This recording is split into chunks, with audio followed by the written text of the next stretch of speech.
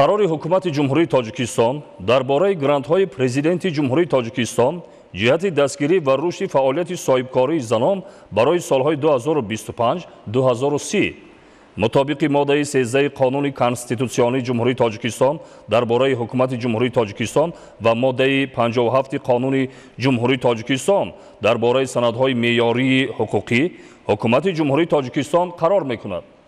аз соли 2025 то соли 2030 ҳар сол ба андозаи 15 миллион сомонӣ барои ташкили 200 гранти президенти ҷумҳурии тоҷикистон ки ба дастгирӣ ва рушди фаъолияти соҳибкории занон равона мегардад ҷудо карда шавад.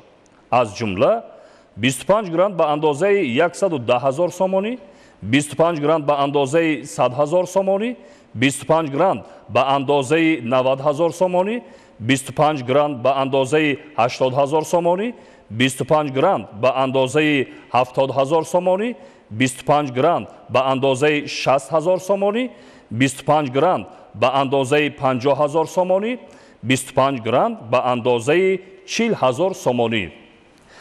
аз шумораи умумии грантҳо 10% барои лоиҳаҳои вобаста ба иқлим ҷудо карда шавад.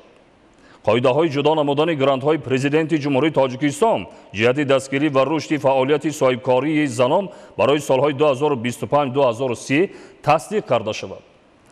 роҳбарии умумӣ ва назорати рафти амалигардонии лоиҳаҳои грантӣ ба зиммаи кумитаи кор бо занон ва оилаи назди ҳукумати ҷумҳурии тоҷикистон вогузор карда шавад. вазорати молияи ҷумҳурии тоҷикистон маблағгузории грантҳои президенти ҷумҳурии тоҷикистонро дар соли 2025 аз ҳисоби маблағҳои захиравии буҷети ҷумҳуриявӣ таъмин карда дар буҷети ҷумҳуриявӣ маблағҳои заруриро барои солҳои 2026-2030 пешбинӣ намояд. кумитаи кор бо занон ва оилаи назди ҳукумати ҷумҳурии тоҷикистон ҷиҳати иҷрои қарори мазкур чораҳои зарурӣ андешида ҳар сол то 1 март ба ҳукумати ҷумҳурии тоҷикистон маълумот пешниҳод намояд. қарори ҳукумати ҷумҳурии тоҷикистон аз 28 январи соли 2021 таҳти рақами 5 дар бораи грантҳои президенти ҷумҳурии тоҷикистон ҷиҳати дастгирӣ ва рушди фаъолияти соҳибкории занон барои солҳои 2021-2025 аз эътибор соқит дониста шавад. раиси ҳукумати ҷумҳурии тоҷикистон эмомалӣ раҳмон.